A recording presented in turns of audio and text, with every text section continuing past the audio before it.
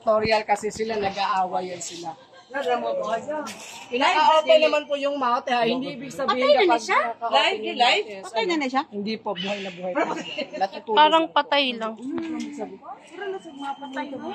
So yung naka-open naman po yung mouth, hindi po ibig sabihin na nagugutom sila or they are ready to attack. Live na siya? So ang tawag po dyan, thermoregulation.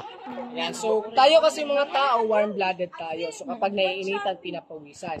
So sila, reptiles known as cold-blooded. So hindi sila pinapawisan because they don't have pores. Kaya yung way nila para mailabas yung kanilang body temperatures, they do the thermoregulation. Yung pag-open po. Open ng mouth.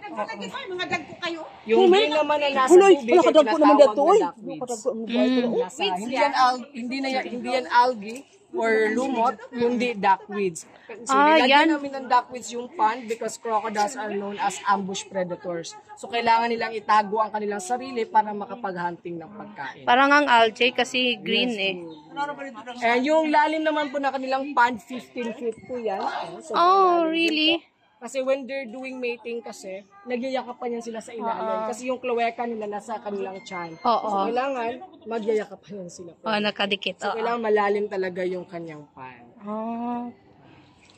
Pero niliho ko. Ano yung mga maliliit doon? Mga anak ito nila? Hindi pa po. Adult pa lang yan. Nandun po yung breeders. Okay.